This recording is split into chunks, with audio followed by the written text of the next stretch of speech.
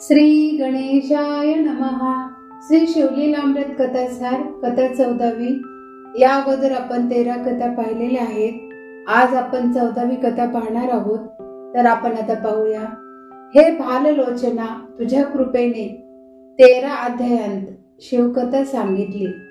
आता 14वा म्हणजे मंदिरावर कळस चढवणारा अध्याय सुरू करतो. 13व्या अध्यायात शिवगौरीचे लग्न झाले. कार्तिक स्वामीचा जन्म झाला. आता कार्तिक स्वामी आणि गजानन यांच्या लहानपणीची गोष्ट सांगतो, ऐका. गणपती आणि कार्तिक स्वामी दोघेही लहान होते. ते पार्वती मातेच्या मागे मागे फिरत असत. एकदा गजाननाला मांडीवर घेऊन पार्वती स्तनपान देत होती. सोंडेने दूध ओढून गणेश आरामात लोळत होता. मध्येच आपली सोंड आईच्या पाठीवरून फिरवत होता. सोंडेत दूध साठवून गणपतीने कार्तिक स्वामीला म्हटले, ब्रह्मादिक देवांनाही न मिळणारे हे अमृत तुला देतो, घे. तुझे उष्टे दूध नको. आई, हा लांब नाक्या मला उष्टे दूध देतो आहे, याला काहीतरी सांग, राघव. कार्तिक स्वामी ओरडून म्हणाला, आई, याला सोंडेला धरून खाली पाडू का? तू याचे नाक इतके लांब कशाला ग केलेस?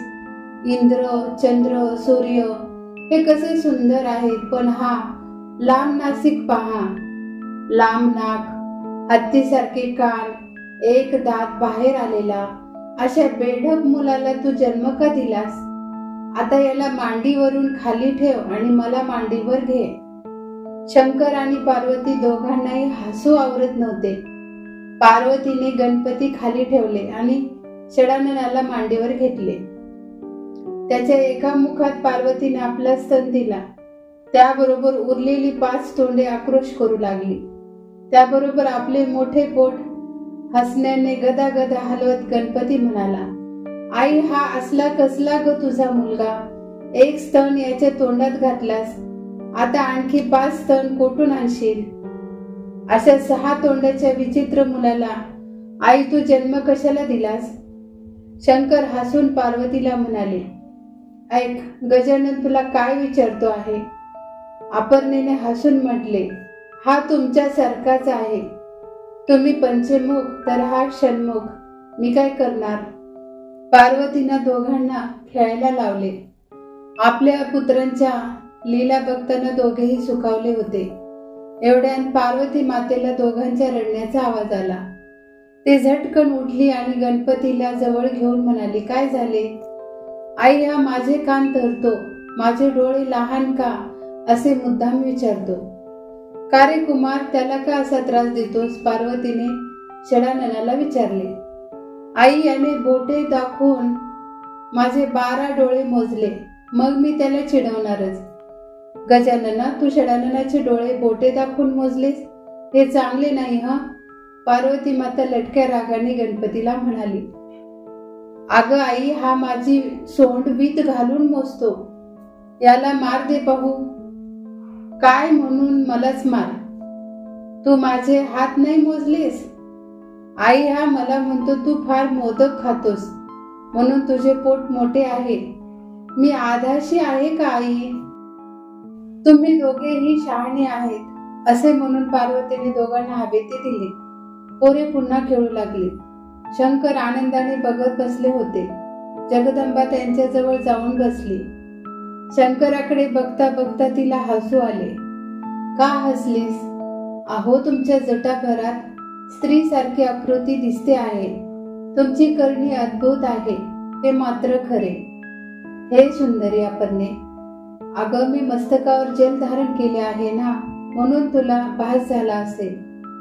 अहो सदाशिवा, त्या पाण्यात मला स्पष्टपणे स्त्रीचे मुखकमल दिसते आहे. मग हे बिंबाधरे, ते स्त्रीमुख नाही, पाण्यात उगवलेले टवटवीत दिसणारे कमळ आहेत.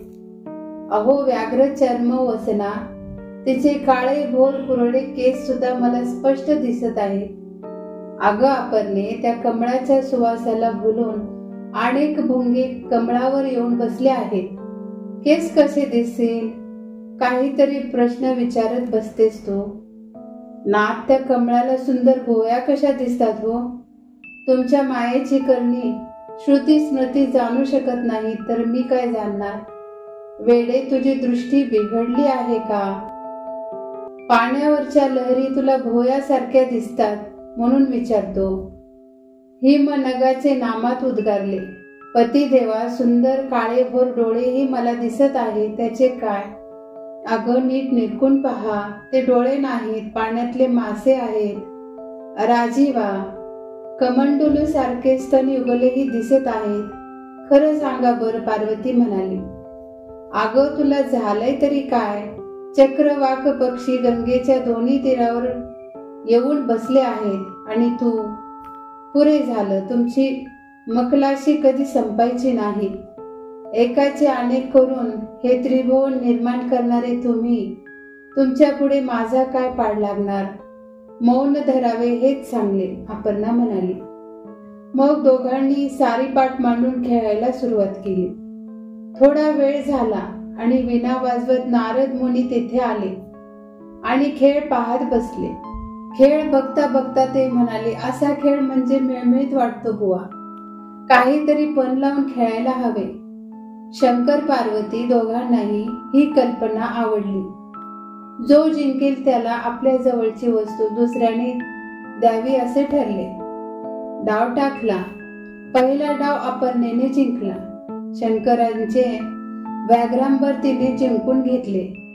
नारदाला हसू आले. दुसरा डाव ही भवानीने जिंकला आणि शंकराचे गजचर्म तिने काढून घेतले आणि मजाच झाली. प्रत्येक डाव पार्वती जिंकत होती. शंकराची कौपीन, आयुधे, भूषणे सर्व तिने काढून घेतले आणि शंकर दिगंबर झाले. त्याबरोबर खदाखदा हसत नारद मुनी म्हणाले, शंकरा, एका स्त्रीने तुम्हाला जिंकून घेतले. तुमचा महिमा अगदी फुकट आहे. ही सर्व सृष्टी मायाधीन आहे. स्त्रीची पार्वती मातेची आहे. तू निर्गुण निराकार, तुला काय करता येणार? हे सर्व चराचर या स्त्रीच्या स्वाधीन. तुला तिने सगुण रूप दिले म्हणून तुला मोठेपण मिळाले, नाही तर तुला कोण विचारत होते? हे शंकरा, आता तू मायेचा झालास, मायाधीन झालास. आता तुझ्या भक्तांना तू काय सांगशील? हे बोलून कळ लावून नारद मुनी निघून गेले. त्यांचे बोलणे ऐकून शंकर रुसले आणि सर्व संग परित्याग करून लपून बसले. कोणाला त्यांचा पत्ता सापडेना. जगदंबा आपल्या मैत्रिणींना घेऊन रानावनात फिरू लागली.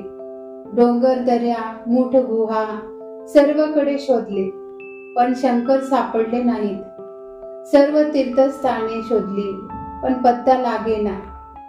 डोळे मिटून ध्यान करणाऱ्या, नग्न राहून मौन धरून चिंतन करणाऱ्या, सतत उभे राहून फक्त वायूवर जगणाऱ्या अनेक तपस्व्यांना शंकराचा ठाव ठिकाणा विचारला, पण त्यांनाही सांगता आले नाही. 64 कला आणि 14 विद्या एकत्र करून यज्ञयाग करून शोध घेण्याचा प्रयत्न केला, पण तोही फसला. जेथे अनंत शक्तीची स्वामिनी पार्वती दमली, तेथे इतरांची काय कथा? शिवस्वरूप दृष्टीस पडण्यासाठी देवदेवता तप करीत होते. वेद प्रयत्न करीत होते. ऋग्वेदाने कर्मयोग सांगितला, यजुर्वेदाने ज्ञान दिले, अथर्व वेदाने उपासना शिकवली, सामवेदाने न्यायशास्त्र सांगितले. सर्व वेदांनी सांगितले ईश्वर सामर्थ्यवान आहे, जीव लहान आहे, जो ईश्वरांसारखा होऊ शकत नाही, ईश्वराचे पद घेऊ शकत नाही. मीमांसकांनी कर्मयोग स्थापला. सांख्यांनी प्रकृती पुरुष विभाग सांगितला. पातंजलीने योगशास्त्र सांगितले. व्याकरणात शब्द विभागाची माहिती दिली आणि हे सर्व जे उरले ते म्हणजे ब्रह्म होय आणि शंकर म्हणजे ब्रह्मानंद होय. वेदशास्त्रांना तो अगम्य आहे, सापडणे कठीण आहे. अशा या ब्रह्मानंद असणाऱ्या शंकराचे नावाने हाका मारत पार्वती घनदाट अरण्यात फिरू लागली. शंकरांना शरण जाऊन म्हणाली, प्राणवल्लभा, मला क्षमा करा.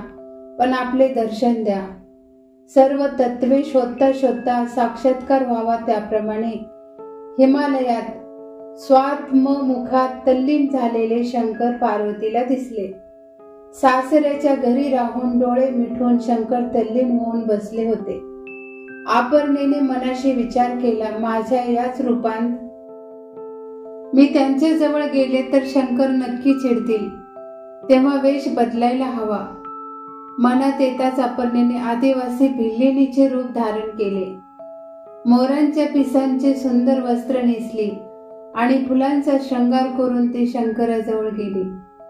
तिथे जाऊन तिने गोड आवाजात गाणी म्हणायला सुरुवात केली. पैंजणांच्या झंकारात नृत्य करायला सुरुवात केली.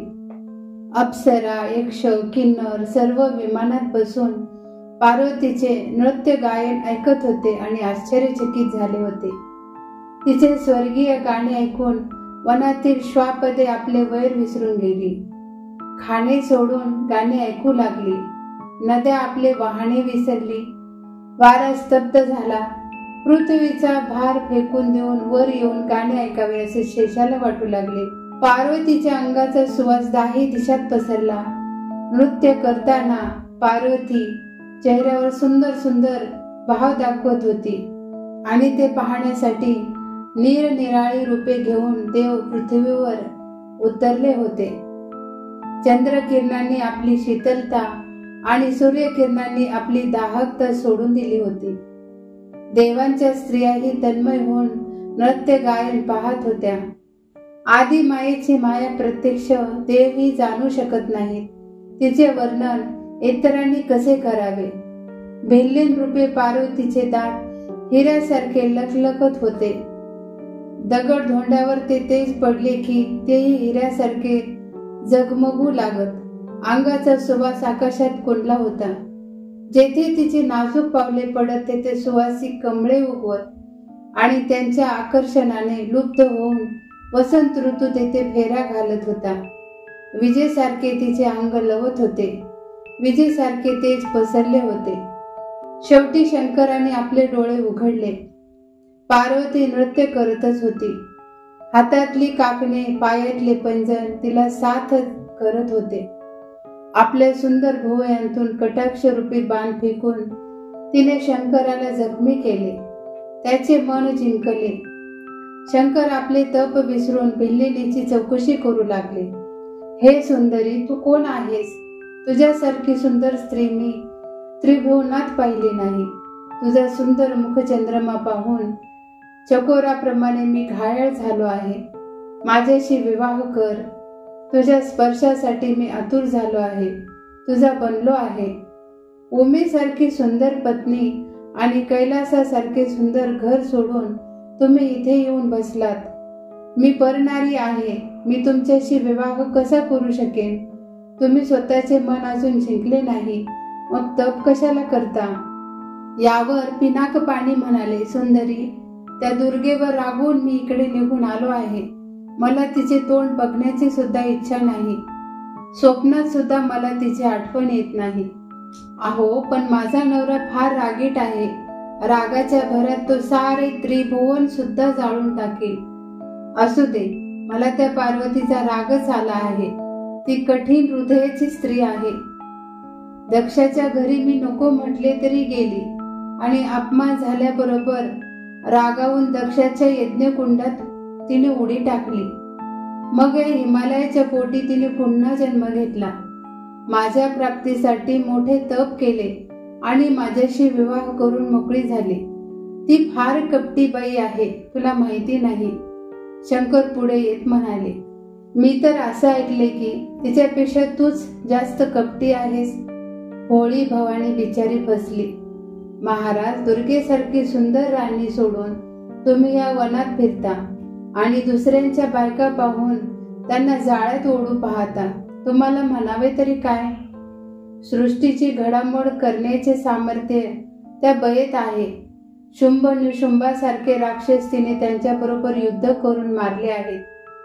पण हे सुंदरी पार्वती जरी येथे आली, तिने नम्र होऊन पाया पडून प्रार्थनाही केली, तरी मी कैलासावर परत जाणार नाही. तुझ्या जवळच राहील. तिच्या बरोबर बोलणार नाही. तू नेशील तिकडे येण्याला मी तयार आहे. मी तू म्हणशील ते ऐकेन, पण माझ्याशी विवाह कर, शंकर भिल्लिनीला म्हणाले. तेव्हा भिल्लीन दूर सरकत म्हणाली, त्या पार्वतीने 2 वेळा तुमच्याशी विवाह केला. तिला तुम्ही सोडून आलात, मग तिच्या पुढे माझी काय पाड? मला सोडून तू केव्हा निघून जाशील मला समजणार सुद्धा नाही. तूच पण लावून खेळलास आणि सर्व हरलास, त्याला भवानी काय करणार? शंकर काहीच बोलले नाहीत. भिल्लीन नृत्य करतच होती. तिला आलिंगन देण्यासाठी शंकर पुढे सरकले. तशी आंबा तोंड फिरवून भराभरा चालू लागली. अगं सुंदरी, जरा मागे वळून बघ. मी तुला टाकून कुठेही निघून जाणार नाही, वचन देतो, पण जरा थांब.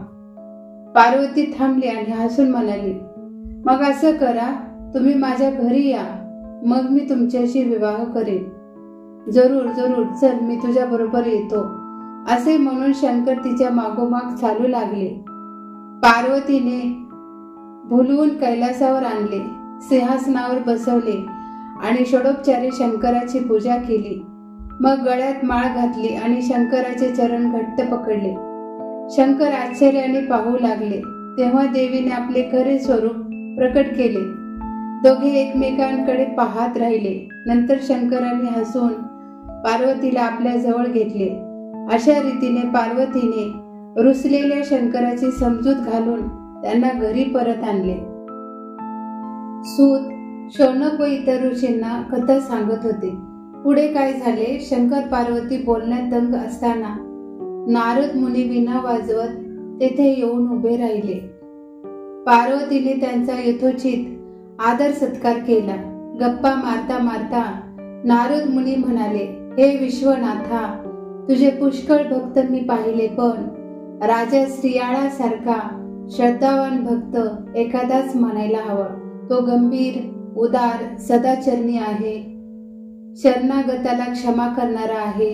10,000 वर्षे त्याने अन्नछत्र चालवले आहे आणि अतिथीला इच्छा भोजन देतो आहे. चटकन न मिळणारी वस्तू ही एखाद्याने मागितली तरी प्रयत्न करून राजा श्रीयाळ ती वस्तू घेऊन येतो आणि अतिथीला संतुष्ट करतो, अशी त्याची कीर्ती आहे. तुझा तो फार मोठा भक्त आहे. मी आताच कांती नगरीतून आलो असल्याने मला सहज राजा श्रीयाळाची आठवण झाली. थोड्या वेळाने नारद मुनी निघून गेले. शंकरांनी ठरवले की राजा श्रीयाळाची परीक्षा घ्यायची. मग शंकरांनी काय केले? अतिशय घाणेरडे रूप धारण केले आणि अतिथी म्हणून श्रीयाळ राजाच्या दारात उभा राहिला. अतिथी कोपिष्ट दिसत होता. त्याचे बोलणेही कठीण होते.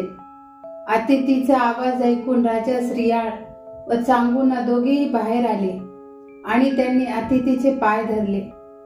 मला इच्छा भोजन देणार आहात का? तरच माझे पाय धरा, नाहीतर मी तुमचे सत्व घेऊन परत जातो. आपण म्हणाल तसे भोजन तयार करवतो, आत चलावे, असे नम्रपणे म्हणून राजाने अतिथीला आत नेले आणि आसनावर बसवले. त्याचे कठोर शब्द ऐकत षडोपचारे पूजा केली आणि हात जोडून राजाने म्हटले, आज्ञा व्हावी, मला नर मांसाचे भोजन हवे आहे. तू कुणाला तरी धरून आणून मारशील, पण तसे नरमास मला नको आहे.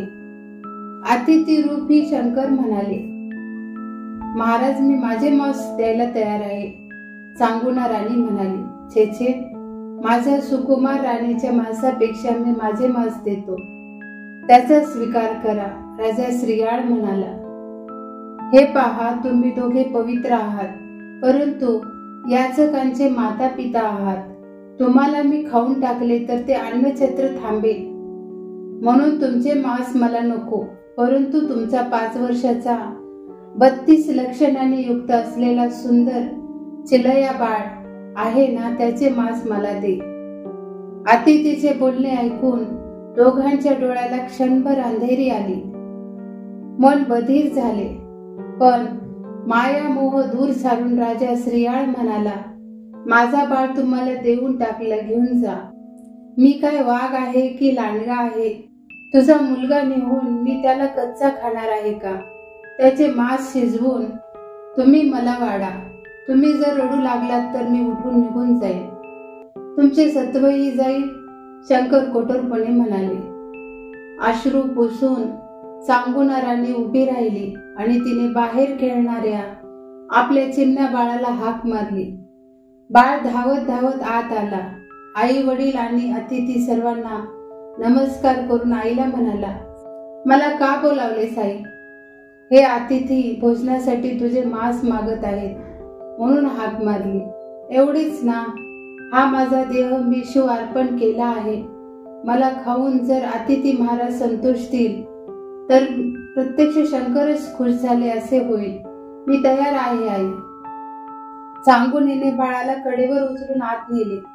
त्याला हृदयाशी घट्ट धरून तिने त्याचे चुंबन घेतले. आई, मी पुन्हा तुझ्याच पोटी जन्म घेईन. आता शोक करू नकोस. मायामोह दूर सारून सांगुनीने चिलया बाळाला ठार मारले. त्याचे शिर तसेच ठेवून अंगाचे मांस काढून घेतले आणि स्वयंपाक केला. अतिथी देवा, भोजनाला चलावं, तिने शांतपणे म्हटले. अनंत ब्रह्मांडाचा समाचार घेणाऱ्या शंकरांना सांगुनीने मुलाचे शिर ठेवून दिले आहे हे समजल्याशिवाय थोडेच राहणार.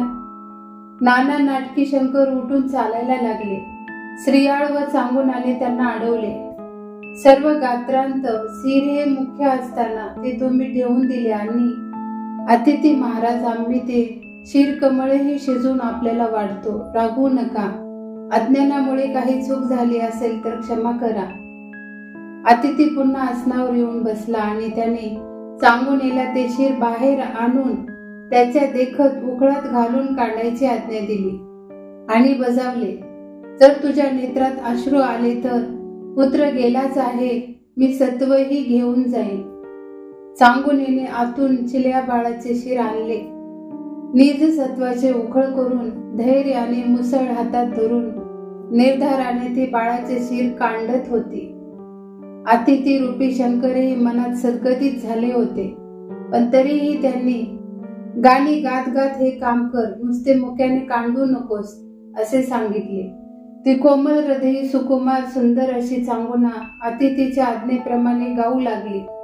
गाण्याचा आशय असा होता, हे सुकुमार चिलिया बाळा, माझ्या उदरी तू आलास आणि मी धन्य झाले. सुकुमारा, माझे घाव तुझ्या मस्तकाला लागत आहे. मला त्याची जाणीव आहे. आता तुझ्याशिवाय मी भिकारी झाले आहे, दुबळी झाली आहे. मला पान्हा फुटला आहे. कुंचकी बाहेर दुग्धधारा वाहत आहेत. भूमीवर अभिषेक होत आहे. बाळा, हे अतिथी जेवून राजद्वाराबाहेर गेले की देहाचा त्याग करून तुझ्या मागोमाग येईल. बाळा, तू एकटाच कैलासाच्या वाटेने कसा जातोस? थोडा थांब, मलाही तुझ्या बरोबर घेऊन चल. तू एवढे मोठे पुण्य करून कैलासाची प्राप्ती करून घेतली आहेस. मी तुझ्या बरोबर आले तर माझाही उद्धार होईल. पाण्या वाचून जसा मासा तडपतो तशी मी तुझ्या वाचून तडपते आहे. मी अशी क्रूर बनली आहे. मी लोकांना तोंड तरी कसे दाखवू? मला लाज वाटते आहे. तू जीवनाचे सार्थक करून शुभपदास गेला आहेस. ह्या त्रिभुवनात तुझ्यासारखा बाळ शोधून सुद्धा सापडणार नाही. नंतर सांगुनीने शिरही शिजवले. अतिथीला राजा राणींनी जेवायला चला अशी विनंती केली. अतिथीने यजमानाला म्हणजे राजा श्रीयाळाला आपल्या बरोबर जेवायला चल असे सांगितले. क्षणभर राजा थांबवला. तेव्हा सांगुना राणी म्हणाली, नृपश्रेष्ठा, आता तुम्ही सत्व जाऊ देऊ नका. अतिथीला विनमुख पाठवू नका. मी 9 मास बाळाला उदरात जपला होता. मग तुम्हाला त्याला 4 प्रहर पोटात जागा द्यायला काय हरकत आहे? चला, अतिथी बरोबर जेवायला बसा. सांगुनीचे बोलणे ऐकून राजाही उठला. सांगुनीने ताटे वाढून आणली. तूही आमच्या बरोबर बस असे अतिथीने म्हणताच तीही पानावर बसली. पुन्हा अतिथी थांबला. राजा राणी दोघेही त्याच्याकडे पाहू लागले. तेव्हा तो म्हणाला, तुमच्या घरी मी अन्न घेऊ शकत नाही. निपुत्रिक माणसाचे तोंड सुद्धा पाहू नये असे शास्त्र सांगते. दिव्या वाचून घर दिसते तसे पुत्राशिवाय तुमचे घर दिसते आहे. नाक नसलेला चेहरा, फळे नसलेला वृक्ष, बुबुळ नसलेले डोळे जसे शून्य उदास दिसतात तसे तुमचे घर दिसते आहे. अतिथीचे बोलणे ऐकून चांगुना व्याकुळ झाली. मुलगाही गेला, सत्वही गेले. टाहो फोडून रडत ती म्हणाली, देवा, माझा एकुलता एक बाळ मी अतिथीला भोजनासाठी अर्पण केला आणि आता मी पुत्र आणू कुठून? माझा बाळ उगाचच गेला, सत्वही गेले.